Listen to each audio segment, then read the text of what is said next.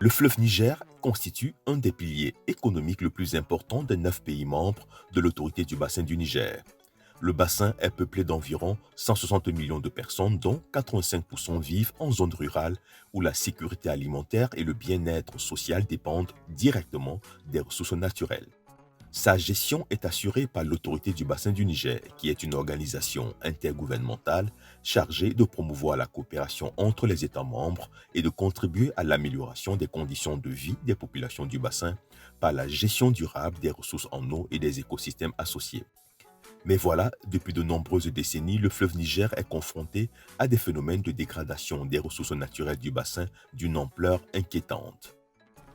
Il est confronté depuis ces changements-là qui sont intervenus, disons, à partir des années 70 à nos jours, à une dégradation vraiment de l'outillage, des terres, et aussi de fluidité et quantité de l'eau.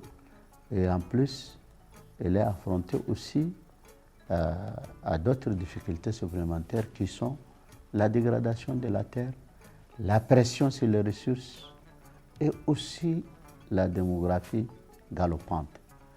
Vous voyez que c'est d'abord la terre même qu'on prend pour faire les briques et ensuite on coupe les arbres, on fait chauffer, c'est ça qui fait cuire les briques. Donc ici la dévastation est grande, c'est-à-dire un four à briques, ce n'est pas moins de 20 000 briques.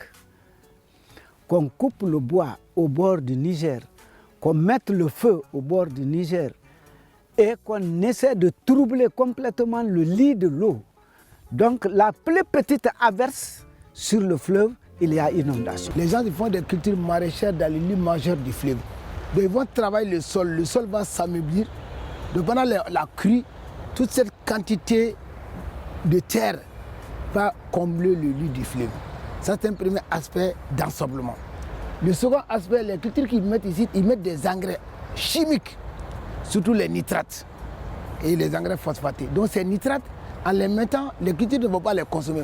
Pendant la crue, toute cette grande quantité d'engrais, plus de 60% va directement dans l'eau. Donc ces nitrates sont très dangereux pour la vie faunique du fleuve. Pour y apporter une solution, les chefs d'État et de gouvernement du bassin ont décidé de la création d'un fonds régional d'adaptation au changement climatique et d'un mécanisme des paiements pour les services environnementaux dans le bassin du Niger.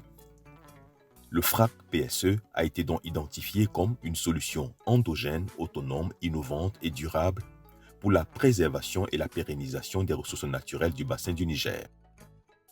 Les deux options sont identifiées pour aller vers la mise en place et l'opérationnalisation du Fonds régional d'adaptation au changement climatique.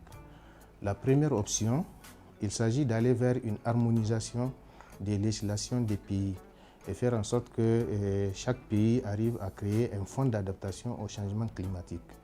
Et ce sont ces fonds nationaux qui vont constituer les branches nationales du Fonds régional d'adaptation au changement climatique. Ça, c'est la première option qui est envisagée. La deuxième option qui est envisagée, il s'agit d'élaborer et d'adopter un texte régional, n'est-ce pas, qui sera basé sur les dispositions de la Charte de l'eau de l'autorité du bassin du Niger, que l'ensemble des pays ont déjà ratifié. En ce moment, ce sera l'autorité du bassin du Niger qui va être le porteur du processus et qui va le conduire et le mener à terme au nom de l'ensemble des pays membres. En ce qui concerne les potentiels de contribution pour l'alimentation du Fonds régional d'adaptation au changement climatique et du mécanisme de paiement de services, également deux niveaux de potentiel de contributeurs ont été identifiés et étudiés concrètement. Le premier potentiel, c'est des contributions qui seront issues des mécanismes nationaux qui existent actuellement et qui sont opérationnels déjà dans un certain nombre de pays de l'autorité du bassin du Niger. Il s'agit principalement du Fonds national pour l'environnement et le climat du Bénin, du Fonds d'investissement minier de la Guinée, du Fonds de développement local du Mali, du compte d'affectation spéciale du Cameroun et du Fonds spécial en faveur de l'environnement du Tchad. Sur la base d'une hypothèse que ces 5 mécanismes qui sont déjà opérationnels au niveau de ces pays vont accepter de rétrocéder 2% des ressources qu'ils mobilisent dans l'année au FRAC, on sera environ à 138 millions de francs CFA par an qui sera mobilisé pour le Fonds régional d'adaptation au changement climatique. Si ces mêmes pays arrivent à mettre sur place et opérationnaliser les autres fonds aussi qui sont possibles à mettre en place conformément aux prescriptions de la charte et que les autres pays également suivent le pas, ce sera donc d'importantes ressources qui, dans le cadre de ces potentiels, vont être mobilisables pour alimenter le Fonds régional d'adaptation au changement climatique. Ça, c'est le premier niveau de potentiel. Le deuxième niveau de potentiel à étudier, c'est des contributions qui seront issues de ce qu'on appelle les grands préleveurs, ceux qui sont en train de faire des prélèvements importants d'eau dans le bassin du Niger. Ce sont les compagnies d'alimentation en eau potable, ce sont les aménagements hydro-agricoles et ce sont également les barrages hydroélectriques. De ce point de vue également, sur la base de 2 hypothèses insignifiantes d'1 franc par mètre cube d'eau prélevée ou d'1 million de francs CFA par gigawatt-heure produit, 2 scénarios ont été étudiés. Pour le premier scénario, il s'agit d'une contribution qui sera basée sur les infrastructures existantes à l'heure actuelle au niveau du bassin, qu'il s'agisse des infrastructures d'alimentation en eau potable, des infrastructures d'irrigation et des infrastructures d'hydroélectricité. Du point de vue de ce premier scénario, les simulations ont donné à peu près 24 milliards de francs CFA qui seront mobilisés par an pour alimenter le Fonds régional d'adaptation au changement climatique. Pour ce qui est du deuxième scénario, il prend en compte le premier scénario plus une projection faite sur les ouvrages qui sont dans le pipeline de l'ABN. En ce moment, le niveau de la contribution qui sera mobilisée pour alimenter le Fonds régional d'adaptation au changement climatique sera de l'ordre de 27 milliards de francs CFA. Et ça, donc, c'est du concret. Donc, si on met ensemble les 2 potentiels, déjà, on voit que c'est d'importantes ressources qui seront mobilisées pour alimenter le Fonds régional d'adaptation au changement climatique pour faire les investissements dans le bassin. La Banque africaine de développement, donc, comme son nom l'indique, c'est la banque des 54 pays africains. Et notre rôle, c'est de supporter les pays africains et toutes les organisations africaines pour améliorer les conditions de vie des populations de manière durable. Le principe de base de ce fonds-là, c'est de dire que le maintien de l'eau en quantité et en qualité, ça a un prix. Et les gros utilisateurs donc, qui font de l'argent, qui utilisent cette eau, qui font de l'argent, qui développent des activités socio-économiques, se doivent de contribuer au maintien de la qualité et de la quantité de cette eau-là, parce que c'est leur marché primaire. Donc c'est ça un peu, c'est vraiment ça le principe de ce fonds-là, et que maintenant que ce fonds régional puisse être utilisé par les pays pour aller partout dans le bassin, partout où c'est requis, mener des activités de protection du fleuve. Donc voilà un peu le principe là-dessus. Et notre rôle dans le cadre du PIRAC, c'est vraiment d'accompagner les États pour pouvoir donc déployer la feuille de route de la mise en œuvre de ce fonds régional. Donc depuis les études de faisabilité qui sont déjà complétées, présentement donc les pays sont en train d'initier les consultations au niveau de chaque pays pour voir quelle forme va prendre, avoir l'adhésion des pays et arriver aussi donc à la fin à mettre en place les instruments qu'il faut, les instruments juridiques qu'il faut. Pour mettre en place ce FRAC-là, nous estimons que le plaidoyer auprès des acteurs qui vont financer le FRAC et en bénéficier est nécessaire. Il s'agira de sensibiliser les décideurs politiques, les principaux acteurs dont les activités sont dépendantes des ressources du bassin, notamment les ressources en eau et les bénéficiaires. La pérennité des activités de développement de nos pays en dépendent. Le maintien de l'eau du fleuve Niger en qualité et en quantité implique des investissements conséquents supportés par les utilisateurs du fait du lien étroit de leurs activités avec les ressources naturelles du bassin. Concrètement, à quoi servira le financement des services environnementaux dans le contexte du changement climatique? Les fonds que nous allons récolter à travers le FRAC sont des fonds qui seront destinés à mettre en place le mécanisme pour le paiement des services environnementaux dans le bassin du Niger. Vont servir à résoudre les problèmes de dégradation du bassin du fleuve Niger.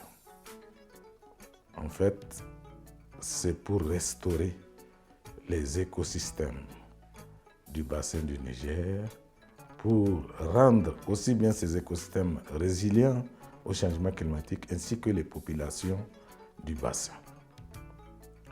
Et cela doit se passer sur la base de la solidarité amont-aval.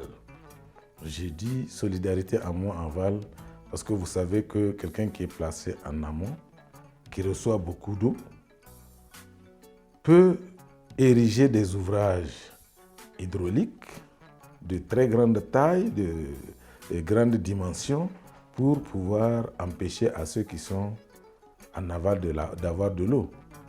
Donc, si on veut vraiment que cette solidarité marche, il faut qu'on ait des ressources pour pouvoir faire des investissements en amont, pour traiter correctement les têtes de source, encourager les populations qui sont aussi au niveau des têtes de source pour qu'ils aient suffisamment de ressources alimentaires, de toutes les ressources qu'il faut, combattre la pauvreté et l'immigration dans ces régions pour que le bassin puisse fonctionner normalement. C'est-à-dire que pour que les écosystèmes puissent être en équilibre, pour que l'eau puisse venir dans le fleuve à travers les différents affluents, sous-affluents dans le fleuve et servir l'ensemble du bassin depuis la Guinée jusqu'au Nigeria en traversant aussi bien le Niger inférieur, le Niger moyen et jusqu'au Niger supérieur. Au Mali, par exemple, le barrage de Séléngué est installé sur un des affluents du fleuve Niger et ce barrage contribue directement à satisfaire les besoins, en tout cas jusqu'à 40% des besoins en électricité du Mali, de Bamako notamment. Ce sont les eaux du fleuve Niger qui permettent d'assurer, y compris en contre-saison, l'irrigation au niveau de l'Office du Niger. Et vous savez, aujourd'hui, quand on parle du Bénin, à l'image, donc à l'instar des autres pays du bassin du Niger, ces pays subissent les effets néfastes des changements climatiques. Et c'est les populations qui sont vraiment les plus affectées. Et donc ce fonds permettra justement d'intensifier des actions de résilience en faveur donc, de ces populations. Pour garantir une gestion transparente du Fonds régional d'adaptation au changement climatique et d'un mécanisme de paiement pour les services environnementaux, plusieurs mécanismes ont été mis en place. Et il faut noter qu'il y aura un conseil d'administration qui donnera les grandes orientations. D'accord? Et le secrétariat exécutif sera chargé d'exécuter les lignes directrices données par ce comité d'administration. Nous avons aussi le comité technique et scientifique qui devra fournir des avis consultatifs aux gestionnaires du fonds et au secrétariat exécutif. Et nous avons le comité d'investissement. Ce sont là des experts financiers qui doivent pouvoir surveiller et donner aussi des avis consultatifs aux gestionnaires des fonds et au secrétariat exécutif. L'avènement de ce fonds endogène durable couplé d'un mécanisme de paiement pour les services environnementaux alimenté par plusieurs sources de financement sera la solution miracle pour la garantie de la sauvegarde du fleuve Niger et par conséquent pour le développement des pays membres de son bassin.